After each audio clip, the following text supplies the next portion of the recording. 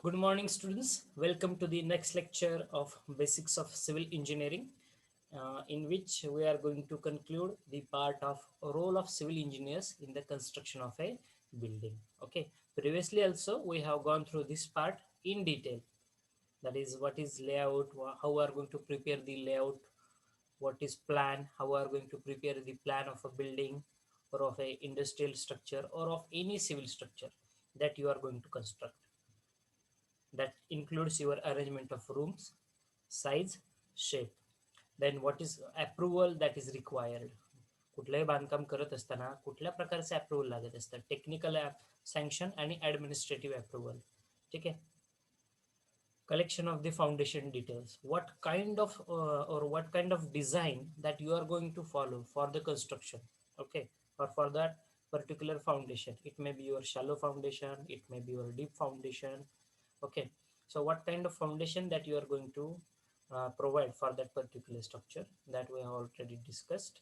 Then design of the structural elements like your beam, column, slab. Building drawings, that is plan and elevation. What is plan? Plan is nothing but top view of the building. Correct आहे. ज्यावेळेस आपण एखादा object वरतून पाहतो. And elevation is nothing but your front view, समोरून ज्यावेळेस तुम्ही एखादा ऑब्जेक्ट बघत असताय. त्यानंतर आहे estimation. Estimation is what? It is nothing but the process of determining the cost of A building project. एखादं बांधकाम करत असताना ते बांधकामासाठी किती खर्च लागणार आहे तुम्हाला, तर त्यासाठी आपण जी प्रोसेस फॉलो करतो त्याला इस्टिमेशन असं म्हटलं जातं. ठीक आहे. मग हे इस्टिमेट कसं तयार केलं जातं, तर त्यासाठी तुमचा जो प्लॅन असतो बिल्डिंगचा. ठीक आहे. त्या बिल्डिंगच्या प्लॅनमध्ये तुम्हाला डायमेन्शन दिलेले असतात. म्हणजे बघा, माझ्या हॉलची रुंदी ही 10 फूट आहे, त्याची लांबी जी आहे 12 फूट आहे. एक एक्झाम्पल सांगतो तुम्हाला. हॉलची रुंदी 10 फूट आहे, हॉलची लांबी 12 फूट आहे. मग त्या हॉलचा एरिया किती झाला? 10 × 12 म्हणजे 120 स्क्वेअर फीट असेल. ठीक आहे. मग ह्या 120 स्क्वेअर फुटासाठी मला सिमेंट किती लागतंय, वाळू किती लागतंय, खडी किती लागतंय, विटा किती लागतात, स्टील किती लागतंय. मग त्याच्यामध्ये तुम्ही डोअर बसवणार आहात हॉलला, विंडो असणार आहे. ठीक आहे. मग हे डोअर आणि विंडोची क्वांटिटी किती लागणार आहे. त्यानंतर तो स्लॅब, तो जो हॉल असणार आहे त्याच्यामध्ये स्लॅब असणार आहे तुमचा. मग स्लॅब किती इंच जाडीचा स्लॅब आहे आपला? 4 इंच आहे. जनरली जो घराचा स्लॅब असतो आपला 4 इंच किंवा 6 इंच पर्यंत असतो. ठीक आहे. आणि जे मोठे ब्रिजेस वगैरे तुम्ही बघता रोडवरती, त्याचा थिकनेस हा 9 इंच, 12 इंच किंवा जसं डिझाईन असेल त्यानुसार तो असतो. ठीक आहे. घरातला जो स्लॅब असतो आपला हा, ठीक आहे, तो 4 इंच किंवा 6 इंच पर्यंत असू शकतो. ठीक आहे. एक जनरल डायमेन्शन मी सांगतोय तुम्हाला. मग मला त्याचं व्हॉल्यूमही काढू शकतो, किंवा मला स्लॅबसाठी किती क्वांटिटी लागणार आहे. मग स्लॅबसाठी मला माहिती आहे माझी लांबी, माझी घराची रुंदी जी आहे ही 10 फूट आहे हॉलची, त्याची लांबी 12 फूट आहे, आणि माझा सपोज स्लॅब हा 4 इंचचा आहे. मग 4 इंच, इंच हे जे युनिट आहे हे मला फूटमध्ये कन्व्हर्जन करावं लागतं. मला फूटमध्ये कन्व्हर्जन करावं लागतं. म्हणजे माझे सगळे युनिट्स हे एकाच युनिटमध्ये येतात, जे काय डायमेन्शन्स आहेत. कारण काहीतरी इंचामध्ये दिलं तर कुठेतरी स्क्वेअर फूट, कुठेतरी फूटमध्ये होतं, कुठलं तरी डायमेन्शन मीटरमध्ये होतं. मग आपल्या इंजिनिअरिंग फील्डमध्ये युनिट कन्व्हर्जन हा एक फॅक्टर जो असतो, हा खूप महत्त्वाचा फॅक्टर आहे. तो केवळ सिव्हिल इंजिनिअरिंगलाच लागतो असं नाही. तुम्ही कुठल्याही ब्रँचेसचे स्टुडंट्स असा, तुमच्या ब्रँचमध्ये जे काही तुम्ही प्रॉब्लेम सॉल्व्ह करणार असताल, टेक्निकल टर्म्स, त्याच्यामध्ये काही युनिट्स दिलेले असतात. हे युनिट कन्व्हर्जन तुम्हाला माहीत असणं गरजेचं आहे. जसं मी तुम्हाला सिंपल उदाहरण सांगतो. ठीक आहे. आता आपण 1 मीटर म्हणजे जवळपास 3.28 फूट. किती होतं? 1 मीटर म्हणजे 3.28 फूट. मग जर मला 10 मीटर जर कोणी सांगितलं, तर मला लगेच त्याचं फुटामधलं कन्व्हर्जन माहीत पाहिजे. 10 × 3.28. ठीक आहे. किंवा 1 मीटर स्क्वेअर म्हणजे 10.76 स्क्वेअर फीट. ओके. किंवा 12 इंचाचा 1 फूट होतो. मग हे युनिट कन्व्हर्जन सुद्धा तुम्हाला माहीत असणं गरजेचं आहे. सेकंड इयरपासून हे तुम्हाला हळूहळू माहीत होतीलच. ठीक आहे. आपल्या सिव्हिल इंजिनिअरिंग बद्दल असू द्या, किंवा मग तुमच्या स्पेशलाइज ब्रँचबद्दल असू द्या. ठीक आहे. मग इस्टिमेट ॲक्च्युली कसं तयार करत असतात, तर बिल्डिंगचा जो प्लॅन आहे तुमचा, परत एकदा नीट ऐका. तुमचा जो बिल्डिंगचा प्लॅन आहे, जो तुम्ही ड्रॉ केलेला आहे, त्या प्लॅनमध्ये डायमेन्शन्स असतात. हॉलची किती बाय कितीचा हॉल आहे, किचन किती बाय कितीचा आहे, कॉलमची साईज काय आहे, बीमची साईज काय आहे, फुटिंगची साईज काय दिलेली आहे. ठीक आहे. मग ह्याचे जे डायमेन्शन्स आहेत, ह्या डायमेन्शनवरून आधी त्या प्रत्येक क्वांटिटीसाठी, म्हणजे स्लॅबसाठी मला किती कॉन्क्रीट लागणार आहे, बीमसाठी किती कॉन्क्रीट लागणार आहे, असे प्रत्येक जे आपले स्ट्रक्चरल एलिमेंट असतील किंवा ते बिल्डिंगचे पार्ट्स असतील, डिफरंट पार्ट्स असतील, त्याची आपण क्वांटिटी तयार करतो. म्हणजे त्याच्या ॲक्च्युली किती आपल्याला किती खर्च येणार आहे आणि किती मटेरियल लागतंय हे आपण ॲक्च्युअल कॅल्क्युलेट करत असतो. ठीक आहे. आणि हे सगळे प्रोसेस जे आहे त्या फील्डला म्हटलं जातं क्वांटिटी एस्टिमेशन. ओके, त्या फील्डला काय म्हटलं जातं? Quantity estimation. ओके. त्यानंतर आहे तुमचं टेस्टिंग आणि सुपरविजन. म्हणजे मटेरियलचं टेस्टिंग, त्याची क्वालिटी तपासणं, त्या बिल्डिंग जो काही तुम्ही प्रोजेक्ट करत आहात त्याचं सुपरविजन आणि त्याचं एक्झिक्युशन. ठीक आहे, ते पूर्णत्वास नेणं, त्याचं मेंटेनन्स आफ्टर दॅट.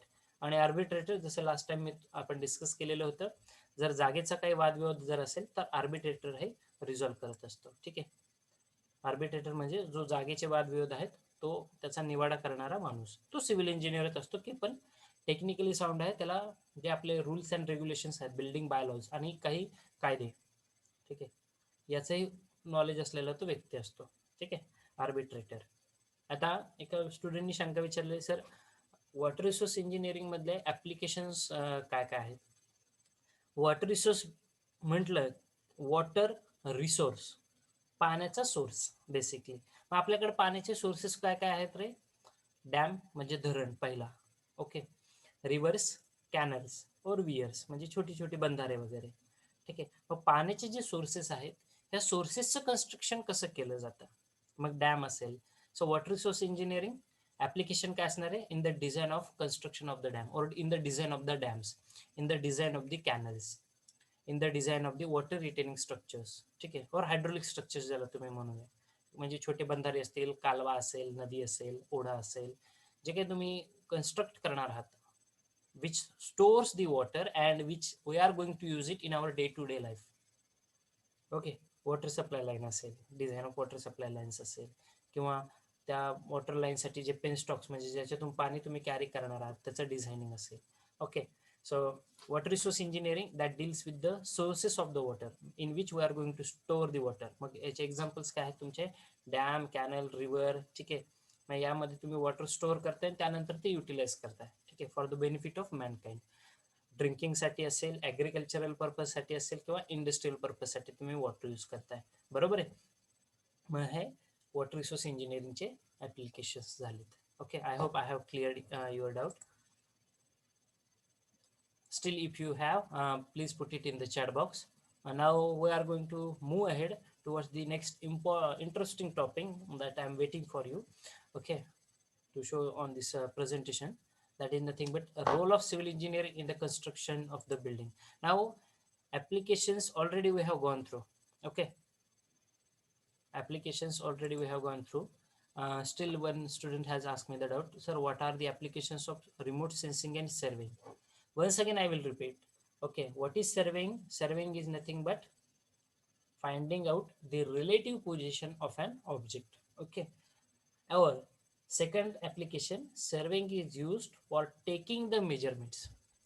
बांधकामामधला सगळ्यात महत्वाचा भाग असतो त्याचे मेजरमेंट्स घेणे. ठीक आहे. मग ते रोड कन्स्ट्रक्शन असू द्या, तुमचं बिल्डिंग कन्स्ट्रक्शन असू द्या, तुमचं डॅम कन्स्ट्रक्शन असू द्या, किंवा कुठलंही स्ट्रक्चर जे तुम्ही बांधणार आहात.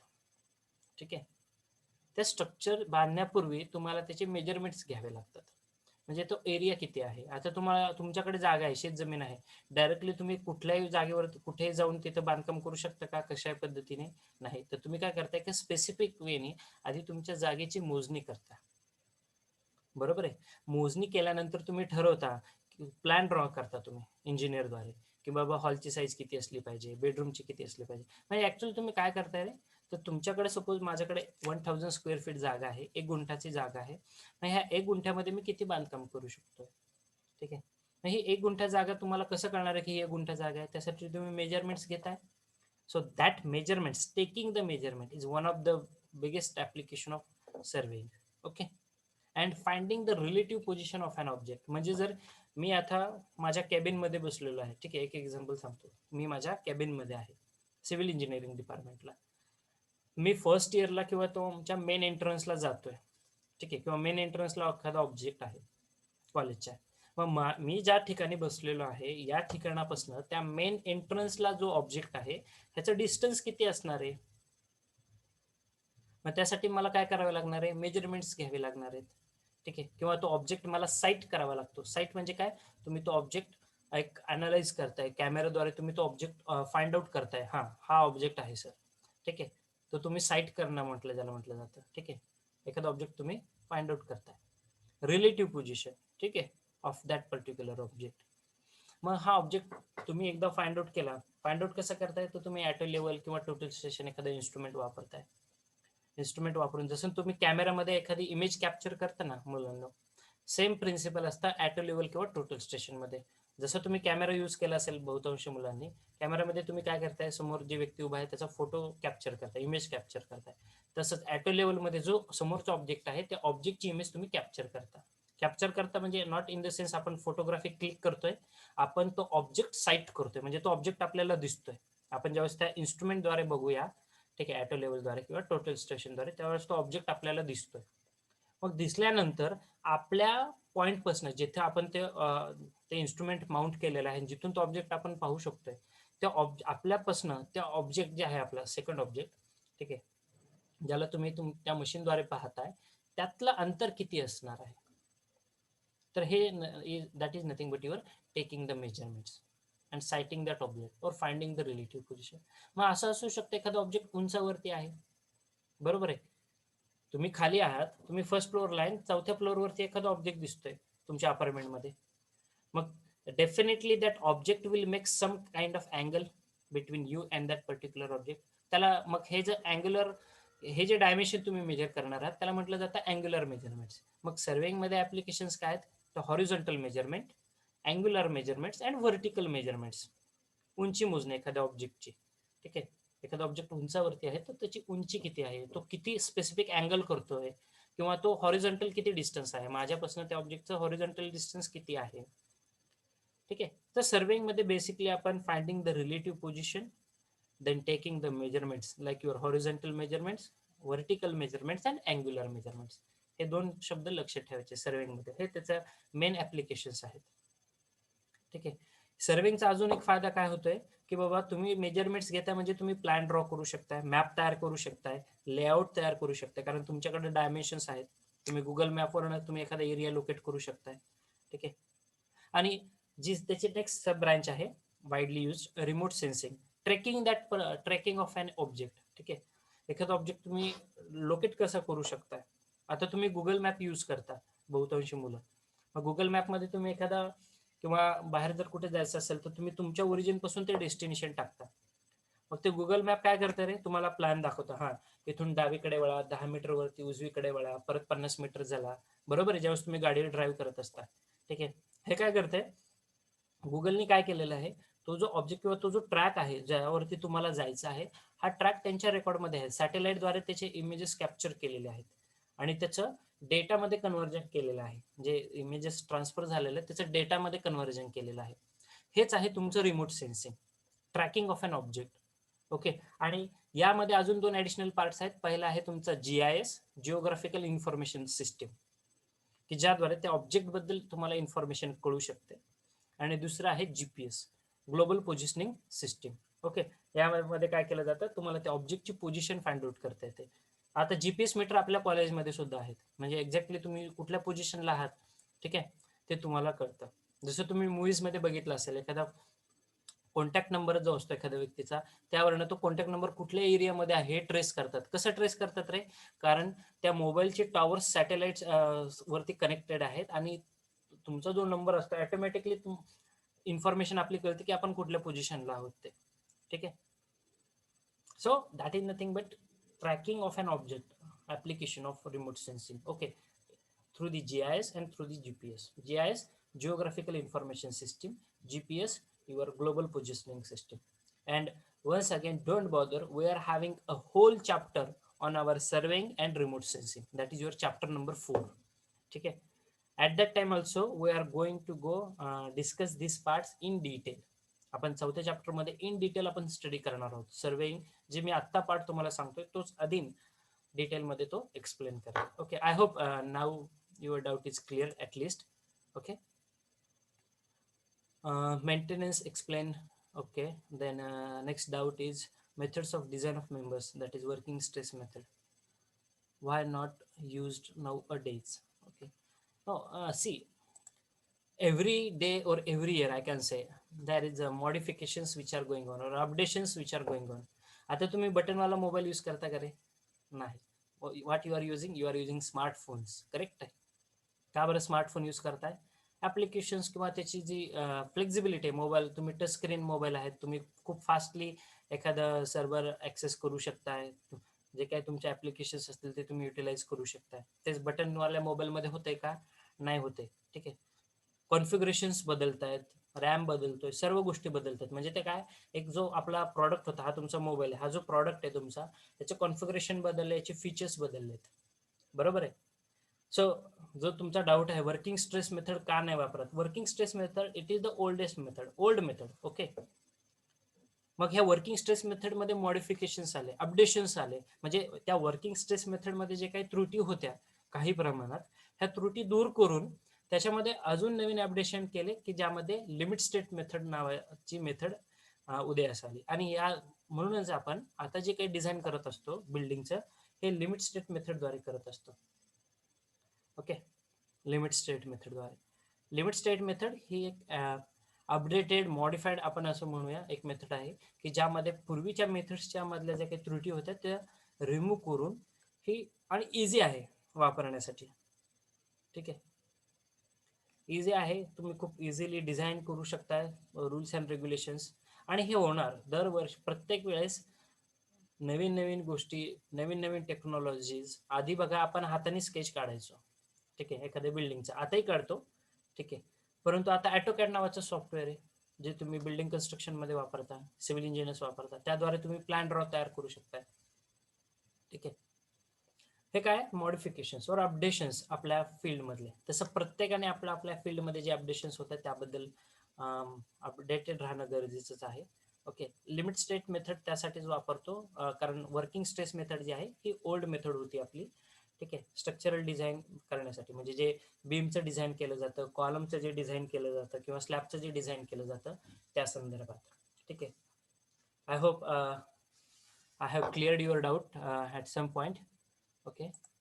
Still, if you have any doubt, please put it in the chat box. I'm happy that you are asking me some questions. Yes, that question I have already gone through. Why working stress method is not used nowadays? Now it is older one. That is why we are not using, and we have removed the whatever the corrections which are required. Okay, and everything we have included in our limit state method. Okay. Maintenance explain. Okay, again I will repeat what is maintenance. So for any building project, maintenance is required because whatever the design life that you have predicted, please I will use very simple English so that everyone can understand what we are doing. I have constructed a building. Okay. After construction, what will happen after 5 years, 10 years? कुठेतरी घराचा colour चालला आहे, कुठेतरी crack पडायला सुरुवात होते. हे कशामुळे पडतंय? कारण त्यावेळेस काहीतरी आपल्याकडून चूक झालेली असते छोटीशी. ठीक आहे. बांधकाम करत असताना कुठेतरी पाणी जास्त झालंय तर मग तुम्हाला पॅचेस दिसतात बघा तुमच्या घराच्या वॉलमध्ये, बघा कुठेतरी पॅच वगैरे दिसतो. ठीक आहे. जर पॅच वगैरे दिसत असेल याचा अर्थ काय होतोय, तर घर बांधताना तुमच्याकडे जास्त पाणी मारण्यात आलं. ठीक आहे. आपल्याला पाणी मारावं लागतं ना पक्क होण्यासाठी तुमचं घर. ठीक आहे. जे काही वीट बांधकाम झालेलं असतं, कॉन्क्रीटचं केलेलं असतं, त्याच्यावरती तुम्ही पाणी मारता पक्क होण्यासाठी. त्याचं क्युरिंग ज्याला म्हटलं जातं. ठीक आहे. Curing period. मग तसंच त्यामध्ये जर काही त्रुटी राहिली असेल किंवा बांधकाम करताना जर काही त्रुटी राहिली असेल तर तुमच्या घराला कुठेतरी क्रॅक जाताना दिसतो, कुठेतरी पॅच दिसतोय, कुठेतरी एखादा पार्ट कट झाला बाबा, लवकरच तुटलाय तो.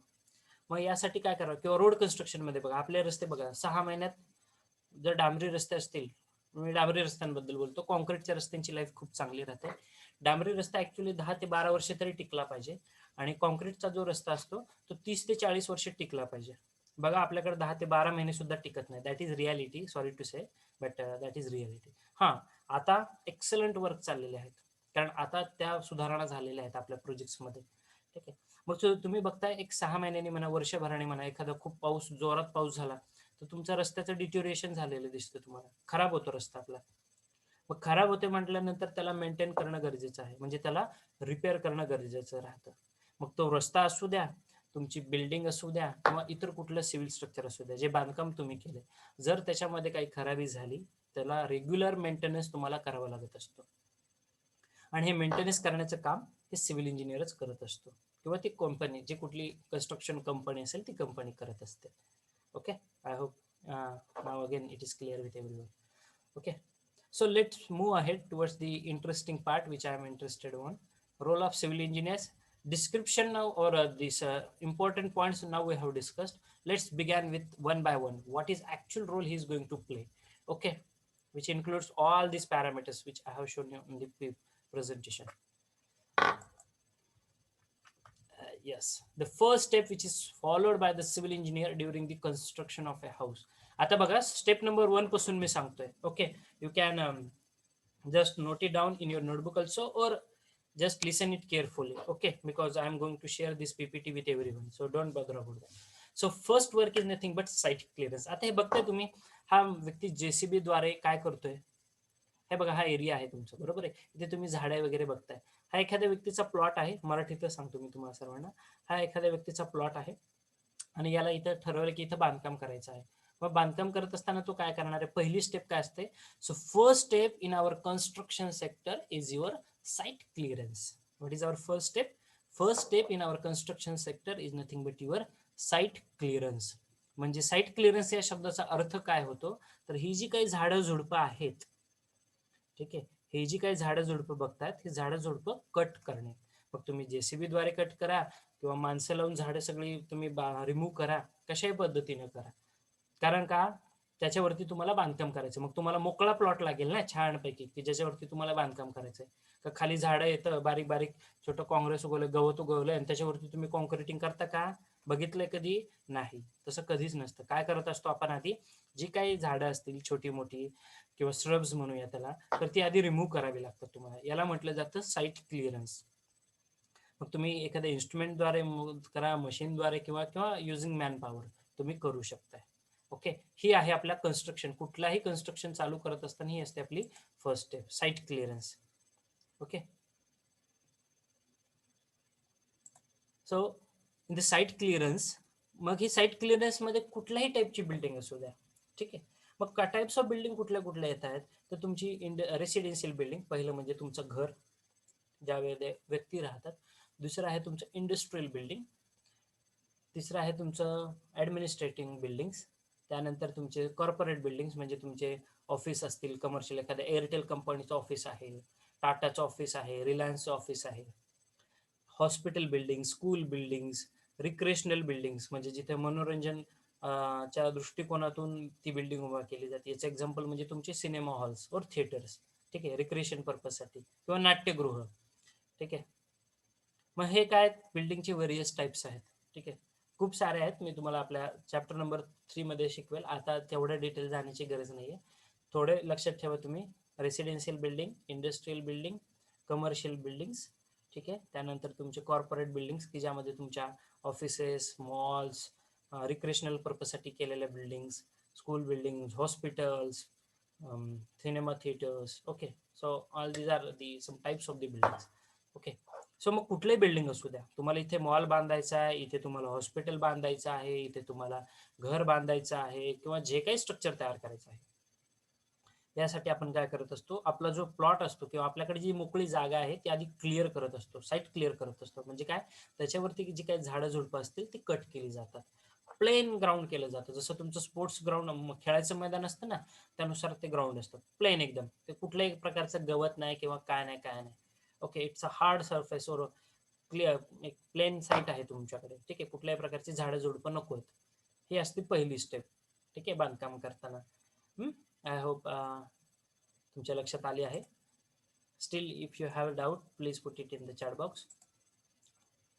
Okay, then second step, as far as our construction sector is considered, marking the layout. बघा, आता पूर्वी झाडं होती, आता बघा हा मोकळा प्लॉट आहे, ठीक आहे. एक एक्झाम्पल कन्सिडर करा, पिक्चर मध्ये तुम्हाला खूप छान व्हिज्युअलाइज होईल, ठीक आहे. पहिलं पिक्चर आहे बिल्डिंगचं, ठीक आहे. पहिलं काय पिक्चर आहे, बिल्डिंगचं. मग हे बघा, हा प्लॉट होता त्या व्यक्तीचा, हे मोकळा केला, याच्यामध्ये काही झाडं वगैरे असतील तर ते रिमूव्ह केले, अशा पद्धतीने मोकळा प्लॉट केला त्याने. किंवा सेकंड पिक्चर बघू शकता, हा बघा तुमचा स्क्रॅपर आहे, ठीक आहे, कटिंग एज आहे याला. हा रोड कन्स्ट्रक्शनसाठी बघा अशी लाईन टाकलेली, ह्याला काय म्हटलं जातं, लाईन आउट किंवा लेआउट टाकणे, किंवा एक जो लेआउट तुम्ही तयार केलता तो ऍक्च्युअल मध्ये इम्प्लिमेंट करणे. रस्ता बांधायचा आहे बघा, ही रस्त्याची रुंदी झाली, बघा मी पॉइंटर कसं स्क्रोल करतोय. ही रस्त्याची काय झाली रुंदी, त्यानंतर ही झाली रस्त्याची लांबी. ठीक आहे, असा हा रस्ता तुमचा मूव्ह होणार आहे. ठीक आहे, या पद्धतीनं. मग काय त्यानं फक्कीने मार्किंग केलंय, त्याला फक्कीच म्हणतात ना. ठीक आहे, आपली चण्याची लाईमची जी पावडर असते ती स्प्रेड केली जाते. इथे बघा फर्स्ट पिक्चरमध्ये, इथे बघता हे दोरी दिसते सर्वांना. हा जो पॉइंटर आहे ना, इथे बघा बार इन्सर्ट केलाय. हा काय व्हर्टिकल बार आहे, लोखंडी bar. First, second, third, fourth, fifth, हे काय, आणि त्यानंतर याला दोरी बांधलेली आहे बघा अशी. ठीक आहे, if you zoom it out you can see this particular दोरी रोप ऑल्सो. ओके, ही दोरी तुम्हाला दिसते. आता हे काय केलं रे, हे बॉक्स काय केलं, this is nothing but your column position. ह्याला काय म्हटलं जातं, एखाद्या बिल्डिंगमध्ये कॉलम पोझिशन म्हणजे इथे तुमचा कॉलम असणार आहे, इथे कॉलम असणार आहे, इथे कॉलम असणार आहे, आणि ह्या कॉलमच्या एक्झॅक्टली सेंटरला हा जो काही कॉलम असेल, सपोज 230 बाय 230 किंवा 250 बाय 250 शक्यतो 10 बाय 10 इंचाचा तुमचा कॉलम आहे. 10 इंच लांबी, 10 इंच रुंदी. मग हा 10 बाय 10 इंचाचा जो कॉलम असणार आहे, त्या कॉलमच्या एक्झॅक्टली सेंटरला, इथून बघताय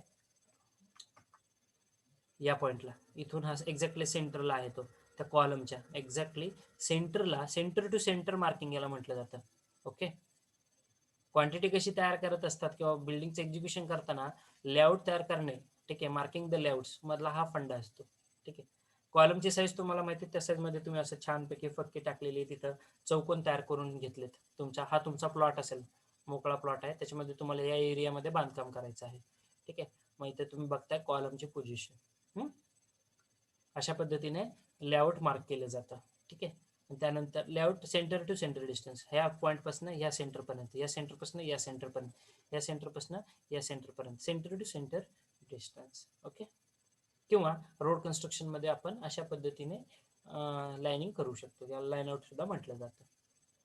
ठीक आहे, मार्किंग द लेआउट्स म्हणजे काय, ऍक्च्युअल जे तुम्हाला बांधकाम करायचं आहे भविष्यामध्ये, तर ऍक्च्युअल बांधकाम करत असताना पहिली स्टेप, मोकळा प्लॉट होता, आधी तुम्ही सगळी झाडं कट केली, झाडं कट केल्यानंतर हा माझा कॉलम कुठं येणार आहे, तर इथे इथे इथे इथे जे पोझिशन दाखवलं या ठिकाणी तुमचा कॉलम येणार आहे.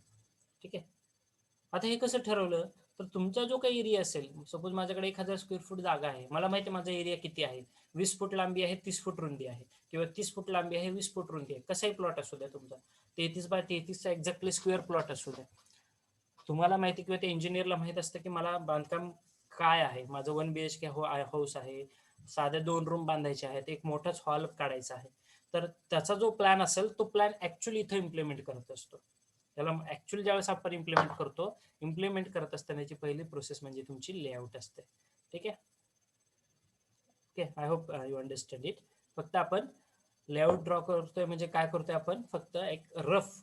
ठीक आहे, हा कॉलम इथे असणार आहे, हे दुसरा कॉलम इथे असणार आहे, तिसरा इथे असणार आहे, आणि त्यानंतर त्याची centre to centre position mark out करतो. आता हे पहिल्यांदा आपण रफ ड्रॉ करतो मुलांना.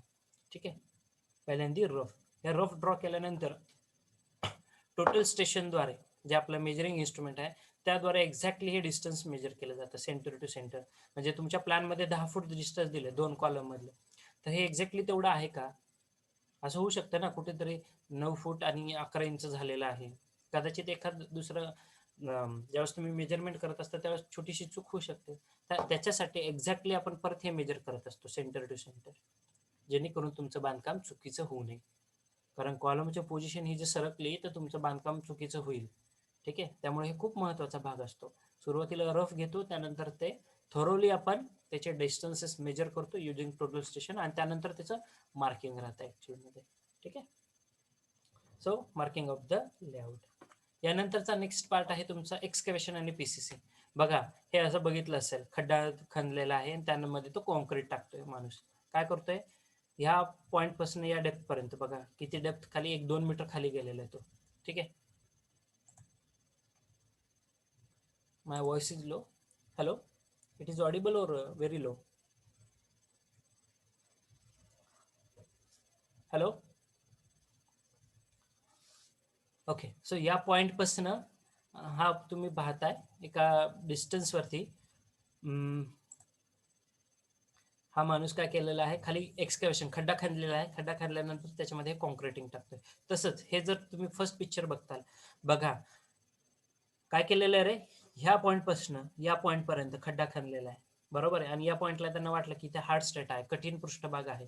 मग त्यांनी काय केलं, डायरेक्टली इथं हा तुमच्या कॉलमची पोझिशन, हे बीमची पोझिशन आहे. ठीक आहे, हे जे तुम्ही लाकडी फ्रेमवर्क बघताय ना, हे बीमची पोझिशन आहे. त्याला ग्राउंड बीम किंवा प्लेन बीम असं म्हटलं जातं. ठीक आहे, यामध्ये तो काय करणार आहे, हा झाला बीमसाठी, आणि हा जो खड्डा तुम्ही बघता हा फाउंडेशन कॉलमसाठीचा आहे. हा सेकंड पिक्चर मधला, त्याच्यामध्ये तो कॉन्क्रीट टाकतो सुरुवातीला. त्याला म्हटलं जातं प्लेन सिमेंट कॉन्क्रीट. कुठलेही रेन्फोर्समेंट यूज करत नाही, म्हणजे लोखंड बार जे आहेत ते बार यूज नाही करत, फक्त कॉन्क्रीट, सिमेंट, वाळू, खडी आणि पाणी याचं मिश्रण टाकतोय तो.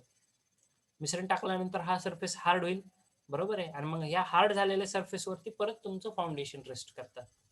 ठीक आहे, सुरुवातीची पहिली स्टेप असते एक्सकॅव्हेशन, जसं मी तुम्हाला सांगितलं यापूर्वी पण. साईट क्लिअर झाल्यानंतर तुम्हाला हार्ड स्ट्रॅटा असणं गरजेचं आहे, म्हणजे कठीण पृष्ठभाग की ज्यावरती तुमचं अख्खी इमारत उभी असणार आहे. मग तुम्ही त्यासाठी काय करत असता, खाली सॉइल एक्सकॅव्हेट करत असता की कुठल्या डेप्थला मला हार्ड स्ट्रॅटा मिळेल. खाली 1 मीटर डेप्थ वरती किंवा 2 मीटर डेप्थ वरती किंवा 1.5 मीटर डेप्थ वरती मला हार्ड स्ट्रॅटा मिळतो. ठीक आहे, सो एक्सकॅव्हेशन त्यासाठी आपण करत असतो, म्हणजे ही सॉइल रिमूव्ह करतोय आपण इथून. ठीक आहे, ही सॉइल काय करतोय आपण, रिमूव्ह करतोय तिथनं. ठीक आहे, रिमूव्ह केल्यानंतर सपोज मला 1 मीटर वरती हार्ड स्ट्रॅटा मिळाला आहे. हार्ड स्ट्रॅटा मिळाल्यानंतर मी त्याचं पुढचं एक्सकॅव्हेशनचं काम थांबवतो आणि त्यानंतर तिथे कॉन्क्रिटिंगला सुरुवात करतो किंवा फाउंडेशनला सुरुवात करतोय. ठीक आहे, या पद्धतीने. Okay, so I hope up to step number 3 you got all the points. Still if you are having any query, जर तुम्हाला यामध्येही काही अजून डाऊट असेल, ठीक आहे, आजच्या पार्टमध्ये, so please let me know, you can put it in the chat box. Okay, at first I will take your attendance for this particular time.